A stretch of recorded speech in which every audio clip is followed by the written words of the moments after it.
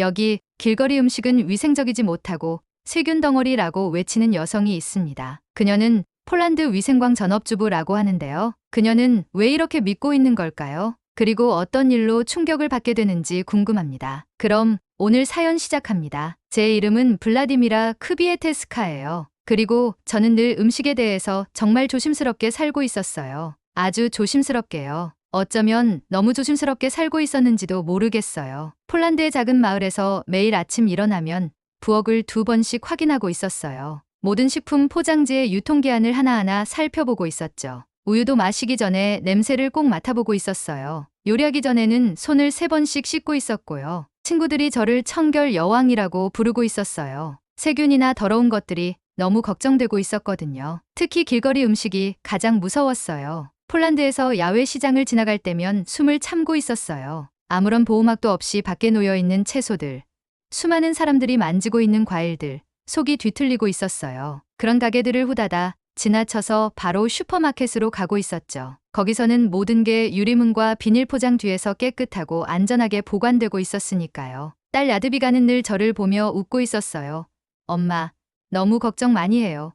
음식은 그냥 음식이에요. 라고 말하고 있었죠. 하지만 저는 더 잘 알고 있었어요. 더러운 음식을 먹고 아픈 사람들의 끔찍한 이야기들을 들어봤거든요. 세균과 박테리아에 대한 기사들도 읽고 있었고요. 조심스럽게 행동하는 것이 우리 가족을 지키는 길이라고 생각하고 있었어요. 야드비가가 공부하려고 서울로 떠났을 때 걱정이 더 커지고 있었어요. 서울은 너무 멀었어요. 다른 나라였고 다른 음식과 다른 방식들이 있는 곳이었죠. 한국 사람들이 길거리에서 바로 음식을 팔고 있다는 얘기를 들었어요. 생선을 밖에 있는 수조에 넣어두고 있다고 하더라고요. 채소들을 땅바닥에 쌓아놓고 있다고도 했어요. 딸을 생각하니 정말 불안하고 있었어요. 하지만 야드비가는 그곳에서 행복해 보이고 있었어요. 매주 전화해서 수업 이야기를 들려주고 있었어요. 아름다운 건물들과 친절한 사람들에 대해서 얘기하고 있었죠. 음식 이야기는 절대 하지 않고 있었는데 아마 현명한 선택이었을 거예요. 제가 걱정할 거라는 걸 알고 있었으니까요. 그런데 그 끔찍한 밤이 찾아왔어요. 폴란드에 겨울이 오고 있었어요. 창문 밖으로 눈이 내리고 있었고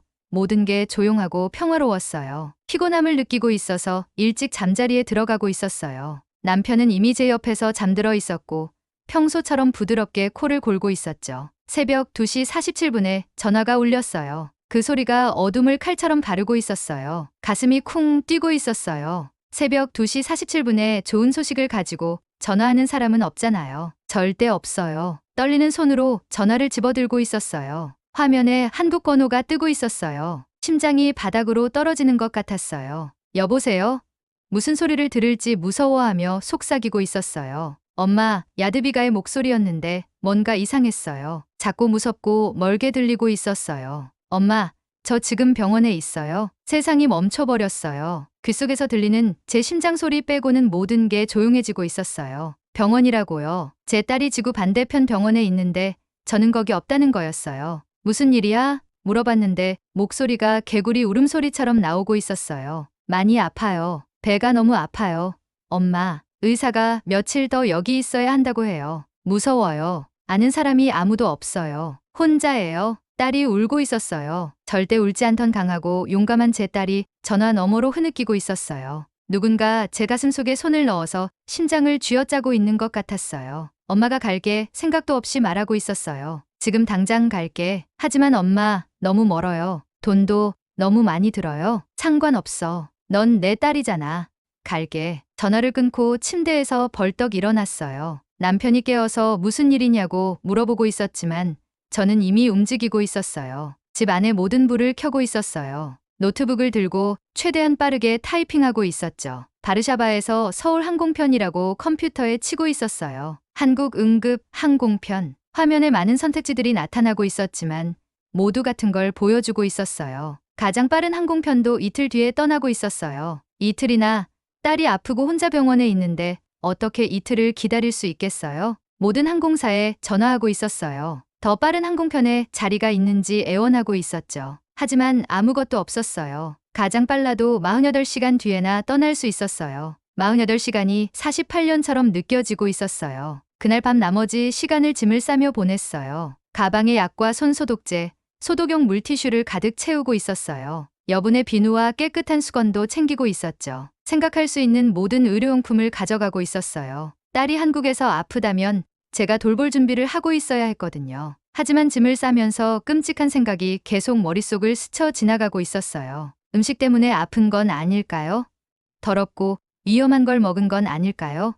제 모든 걱정이 맞았던 건 아닐까요? 한국 길거리 음식에 대한 이야기를 너무 많이 들어봤거든요. 뜨거운 햇볕 아래 생선을 밖에서 팔고 있다는 얘기, 더러운 천 위에 채소를 놓고 있다는 얘기, 씻지 않은 손으로 누구나 만질 수 있는 과일들 말이에요. 혹시 제 예쁜 딸이 끔찍한 걸 먹었던 건 아닐까요? 생각하면 할수록 더 무서워지고 있었어요. 야드비가의 건강뿐만 아니라 한국 자체가 무서워지고 있었어요. 거기 가야 했어요. 거기서 먹어야 했어요. 음식 안전에 대한 제 모든 믿음이 뒤바뀐 곳에서 살아남아야 했어요. 새벽 4시에 반쯤 싼 가방을 들고 침대에 앉아 있으면서 깨달았어요. 손이 떨리게 만드는 뭔가를 말이에요. 이건 그냥 아픈 딸을 만나러 가는 여행이 아니었어요. 제 인생에서 가장 큰 도전이 될 거였어요. 모든 두려움을 한 번에 마주해야 했어요. 이해하지 못하는 나라와 문화를 믿어야 했어요. 저를 무서워하게 만드는 음식을 먹어야 했어요. 하지만 할 거였어요. 야드비가를 위해서라면 뭐든지 할 수 있었어요. 더러운 시장과 안전하지 않은 음식에 대한 최악의 악몽을 마주하는 일이라도요. 안전하고 깨끗한 제 세상을 떠나는 일이라도요. 해가 뜨면서 짐을 다 쌌어요. 이틀 뒤면 서울행 비행기를 타고 있을 거였어요. 사흘 뒤면 한국에 있으면서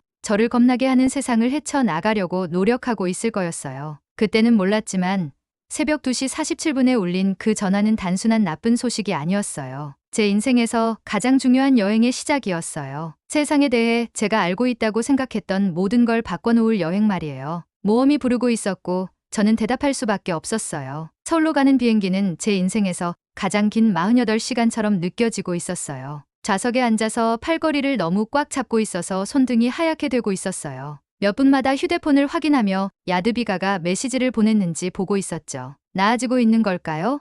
더 나빠지고 있는 걸까요? 모르는 게 저를 완전히 갉아먹고 있었어요. 드디어 비행기가 인천공항에 착륙했을 때 마치 다른 행성에 발을 내딛는 것 같았어요. 제가 알고 있던 작은 폴란드 공항들과는 모든 게 너무 달랐어요. 건물이 엄청나게 크고 반짝반짝했어요. 밝은 불빛 아래서 반짝이고 있는 유리가 곳곳에 있었죠. 읽을 수 없는 언어로 된 화면과 표지판들이 있었어요. 사람들이 바쁜 개미들처럼 사방으로 빠르게 움직이고 있었어요. 하지만 가장 신기한 건 기술이었어요. 어디를 봐도 사람들이 휴대폰을 들고 결제하고 있었어요. 기계에 휴대폰을 흔들면 어떻게든 돈이 이체되고 있었어요. 바닥을 청소하는 로봇들이 있었어요. 디지털 화면에는 공기질과 날씨 정보가 몇 초마다 업데이트되고 있었죠. 마치 공상과학 영화 속으로 들어간 것 같았어요. 이 거대하고 기술적인 세상에서 길을 잃고 작아진 기분이었어요. 야드비가를 찾으려고 표지판을 따라가려는데 손이 떨리고 있었어요. 모든 게 저에게는 작은 그림 같아 보이는 한국 글자로 쓰여 있었어요. 영어 단어가 있는 표지판도 있었지만 대부분 헷갈리게 되어 있었어요. 몇 시간 동안 똑같은 곳을 빙빙 돌고 있는 것 같았어요. 드디어 딸을 봤어요. 야드비가가 출구 근처에 서 있었는데 얼굴이 창백하지만 웃고 있었어요. 저를 보자마자 달려와서 지금까지 받아본 것 중 가장 큰 포옹을 해주고 있었어요. 잠깐이나마 모든 두려움이 사라졌어요. 살아있었어요. 서 있었어요. 괜찮았어요. 엄마, 정말 와주셨네요. 제 어깨에 얼굴을 파묻으며 말하고 있었어요. 몸이 조금 떨리고 있는 게 느껴졌어요. 전화해서 인정하고 싶어 하지 않았던 것보다 훨씬 더 무서워하고 있었다는 걸 알 수 있었어요. 택시를 타고 서울을 지나가면서 호기심 많은 아이처럼 창문에 얼굴을 대고 있었어요. 이 도시는 조용한 폴란드 마을과는 완전히 달랐어요. 건물들이 너무 높이 뻗어 있어서 꼭대기가 보이지 않고 있었어요. 밝은 LED 불빛이 모든 표면을 덮고 있어서 도시 전체가 무지개처럼 반짝이고 있었죠. 차들이 넓은 도로에서 완벽한 줄을 이루며 움직이고 있었어요. 사람들이 인도에서 빠르게 걸어가고 있었는데 모두 휴대폰을 보고 있었어요. 여기서는 모든 게 빠르게 움직이고 있었어요. 모든 게 밝고 시끄럽고 바빴어요. 하지만 어떻게든 혼란스럽지는 않았어요. 마치 복잡한 춤 같았는데 모든 사람이 자기 발걸음을 알고 있는 것 같았어요. 야드비가는 도시 외곽에 있는 작은 아파트 건물에 살고 있었어요. 아파트는 작지만 깨끗했고 멀리까지 뻗어 있는 다른 아파트 건물들이 보이는 전망을 가지고 있었어요. 차를 끓여주며 병원에서 있었던 일을 얘기해주고 있었어요. 제가 걱정했던 것만큼 심각하지는 않았어요. 배에 맞지 않는 뭔가를 먹었지만 의사가 며칠 안에 괜찮아질 거라고 했대요. 따뜻한 물이 온몸을 감싸는 것처럼 안도감이 밀려오고 있었어요. 딸이 괜찮아질 거였어요. 하지만 작은 부엌에 앉아서 차를 마시며 이 낯선 도시를 바라보고 있는데 배를 비틀게 만드는 뭔가를 깨달았어요. 최소 일주일은 여기서 살아남아야 했어요. 한국 음식을 먹어야 했어요. 이 외계인 같은 세상을 헤쳐나가야 했어요. 다음날 오후 야드비가 눈에 그 표정이 떠오르고 있었어요. 어릴 때 장난을 계획할 때 나타나던 바로 그 표정이었어요. 엄마, 조심스럽게 말하고 있었어요. 보여드리고 싶은 게 있어요. 진짜 한국을요? 무슨 뜻인지 묻기도 전에 아파트에서 나가서 길로 이끌고 있었어요. 갈수록 더 오래되고 전통적인 동네를 지나며 10분 정도 걸었어요. 높은 유리 건물들이 한국 글씨가 쓰인 알록달록한 간판이 있는 작은 가게들로 바뀌고 있었어요. 요리하는 음식 냄새가 한 걸음 걸을 때마다 더 강해지고 있었어요. 그러다 모퉁이를 돌았는데 그걸 봤어요. 제 최악의 악몽이 현실이 되어 있었어요. 전통시장이었는데 제가 그 끔찍한 이야기들에서 들어본 것과 정확히 똑같았어요. 줄줄이 늘어선 상인들이 밖에서 바로 음식을 팔고 있었어요. 과일들이 땅바닥에 직접 깔린 얇은 흰 천 위에 높이 쌓여 있었어요. 채소들이 먼지나 더러운 것들로부터 아무런 보호도 받지 못한 채 바구니에 담겨 있었어요. 생선들이 바로 거리에 있는 수조에서 헤엄치고 있었는데 바로 옆으로는 매연을 뿜어내는 차들이 지나다니고 있었어요. 걸음을 멈췄어요. 발이 땅에 풀로 붙어 있는 것 같았어요.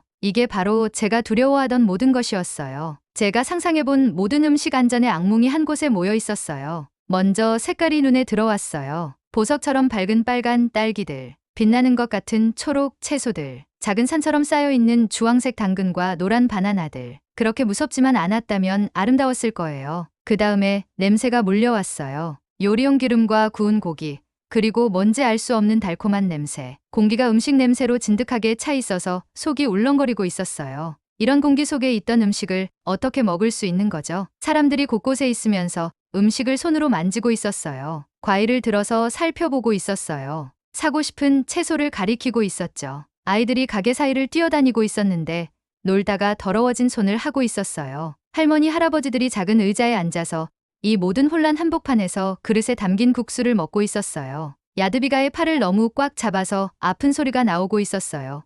여기서 장 봐.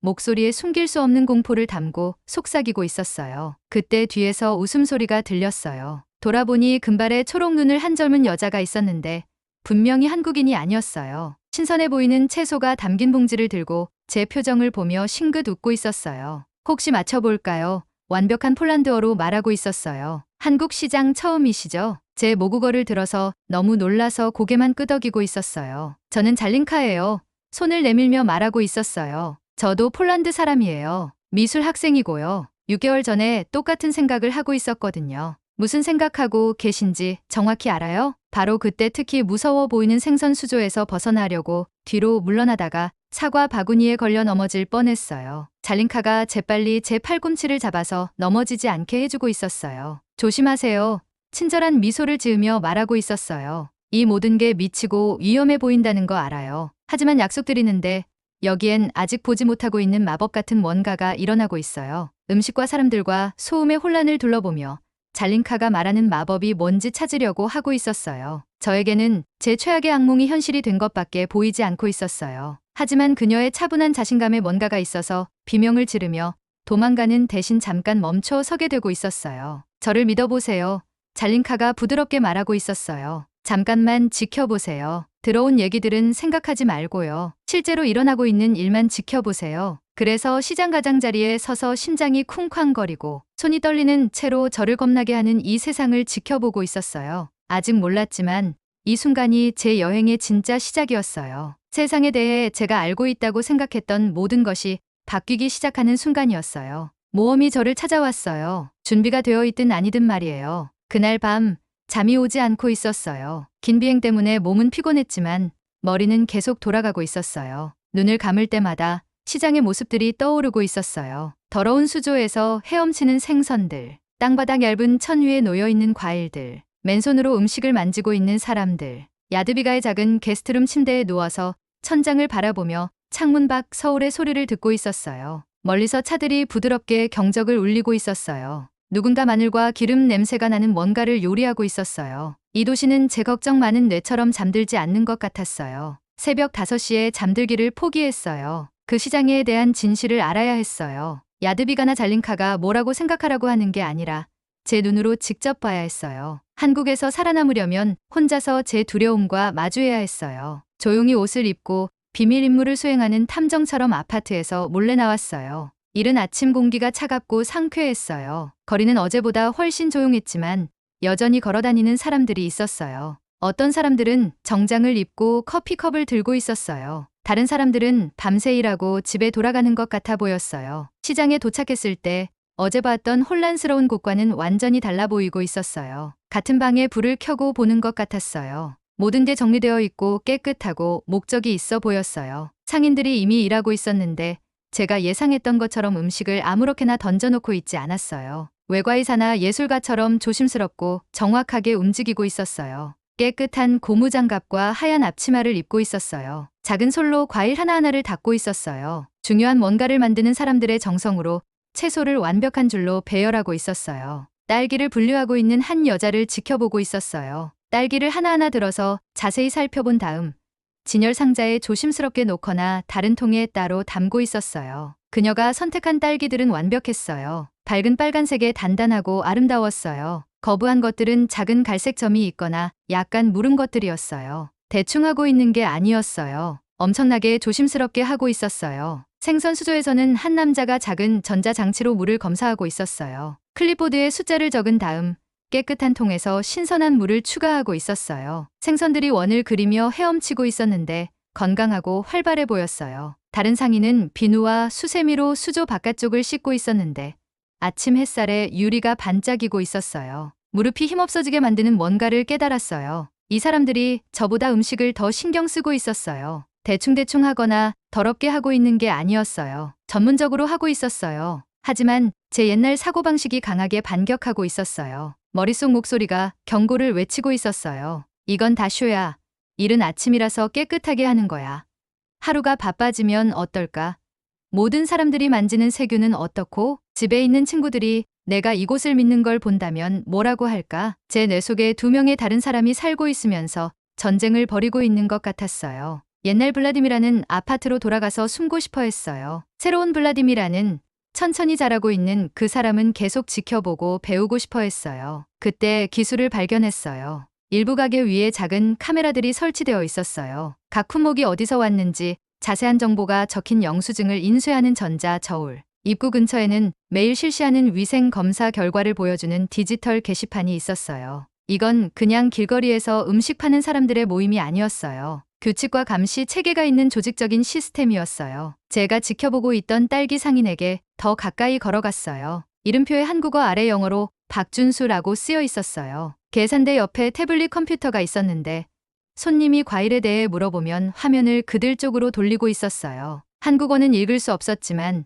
농장 사진들과 날짜, 공식적으로 보이는 증명서들을 볼 수 있었어요. 딸기가 어디서 나왔는지 정확히 보여주고 있었어요. 자기 음식이 안전하고 신선하다는 걸 증명하고 있었어요. 그냥 믿어달라고 하는 게 아니라 정보로 신뢰를 쌓고 있었어요. 심장이 빠르게 뛰기 시작했는데 이번에는 두려움 때문이 아니었어요. 흥분 때문이었어요. 그리고 혼란 때문이기도 했어요. 제가 예상했던 것과는 전혀 달랐어요. 베르타가 한국 시장에 대해 말해준 것과는 전혀 달랐어요. 그때 모든 걸 바꿔놓은 일이 일어났어요. 6살 정도 되는 작은 남자아이가 공을 쫓으며 시장을 뛰어오고 있었어요. 웃으면서 어디로 가는지 보지 않고 있었어요. 사과 진열대에 그대로 부딪혔고 과일들이 바닥에 굴러다니고 있었어요. 소리 지르고 화내는 걸 기다리며 숨을 참고 있었어요. 폴란드에서 아이가 그런 난장판을 만들면 고함치고 비난하고 돈 내라고 요구하곤 했거든요. 하지만 여기서는 그런 일이 일어나지 않았어요. 대신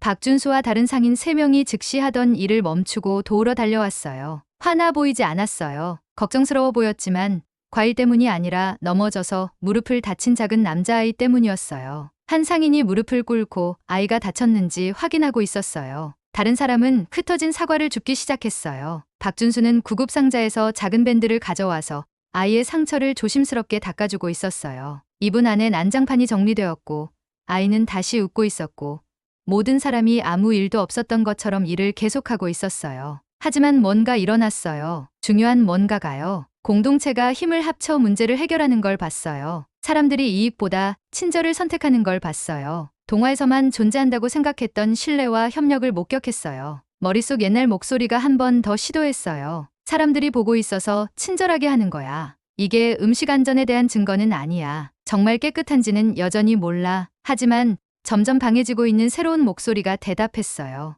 예상했던 걸 보지 말고 실제로 본 걸 봐. 그들이 얼마나 신경 쓰는지 봐. 어떻게 함께 일하는지 봐. 어떤 시스템을 갖추고 있는지 봐. 저를 겁나게 했던 모든 것들에 둘러싸인 시장 한복판에 서서 가슴 속에서 뭔가 갈라지는 걸 느꼈어요. 두려움이 깨지는 게 아니었어요. 더 큰 뭔가였어요. 제 마음을 둘러싼 껍질, 다르거나 알려지지 않은 모든 것으로부터 저를 보호하기 위해 쌓은 벽이었어요. 성인이 된 후 처음으로 다른 사람의 눈으로 세상을 보고 있었어요. 그리고 이 새로운 각도에서 보니 완전히 달라 보였어요. 진짜 시험은 아직 다가오고 있었어요. 지켜보는 건 한 가지였어요. 하지만 정말 중요한 일에 이곳을 믿을 만큼 용감할 수 있을까요?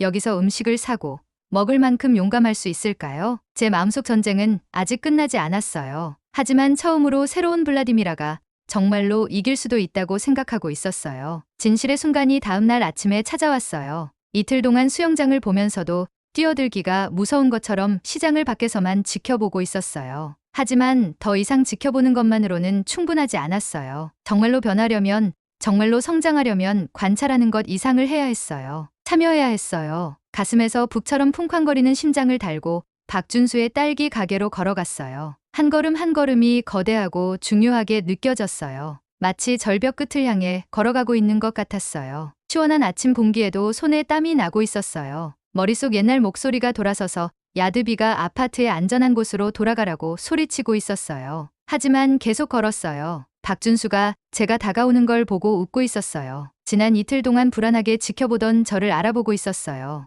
눈이 친절하고 참을성이 있었어요. 이게 저에게 어려운 일이라는 걸 이해하고 있는 것 같았어요. 떨리는 손가락으로 딸기를 가리켰어요. 완벽해 보였어요. 밝은 빨간색에 통통하고 신선했어요. 깨끗한 하얀 용기에 작은 보석처럼 배열되어 있었어요. 제 마음 한편으로는 이렇게 아름다운 음식이 냉장고도 없고 보호 포장지도 없이 밖에서 팔리고 있다는 게 여전히 믿어지지 않고 있었어요. 박준수가 용기를 조심스럽게 선택해서 다시 태블릿 화면을 보여주고 있었어요. 한국어는 읽을 수 없었지만 초록빛 들판 사진들과 공식 도장, 바로 어제 날짜를 볼 수 있었어요. 이 딸기들이 안전하고 신선하며 출처를 추적할 수 있다는 걸 증명해주고 있었어요. 그때 저를 놀라게 하는 일을 했어요. 용기에서 딸기 하나를 집어서 저에게 내밀고 있었어요. 사기 전에 맛을 보라는 거였어요. 제가 정확히 무엇을 사는지 알기를 원하고 있었어요. 바로 이거였어요. 제가 정말로 변했는지 아니면 3일 전 서울에 도착한 똑같은 무서워하는 여자인지 증명할 시험이었어요. 1시간처럼 느껴졌지만 아마 10초 정도였을 그 딸기를 바라보고 있었어요. 아름답고 빨갛고 완벽했어요. 달콤하고 신선한 냄새가 나고 있었어요. 박준수의 손은 깨끗했고 소중한 뭔가를 다루는 것처럼 조심스럽게 다루고 있었어요. 하지만 여전히 밖에 놓여 있던 음식이었어요. 여전히 씻지 않은 것이었어요. 여전히 제가 두려워하도록 배운 모든 것이었어요. 옛날 블라디미라라면 거절했을 거예요. 핑계를 대고 걸어가 버렸을 거예요. 비닐 포장된 과일과 에어컨, 익숙한 규칙들이 있는 슈퍼마켓을 찾아갔을 거예요. 하지만 저는 더 이상 옛날 블라디미라가 아니었어요. 손을 뻗어서 박준수의 손에서 딸기를 받았어요. 입으로 가져갔어요. 깨물었어요. 단맛이 햇살처럼 혀 위에서 터졌어요. 제 인생에서 먹어본 것 중 가장 맛있는 딸기였어요. 즙이 많고 완벽했고 기쁨으로 눈을 감게 만드는 맛으로 가득했어요. 이건 그냥 과일이 아니었어요. 음식 형태의 행복이었어요. 하지만 맛보다 더 중요한 건 그 딸기가 상징하는 것이었어요. 신뢰였어요. 용기였어요. 마침내 모든 두려움을 놓아주고 새로운 뭔가를 믿기로 선택한 순간이었어요.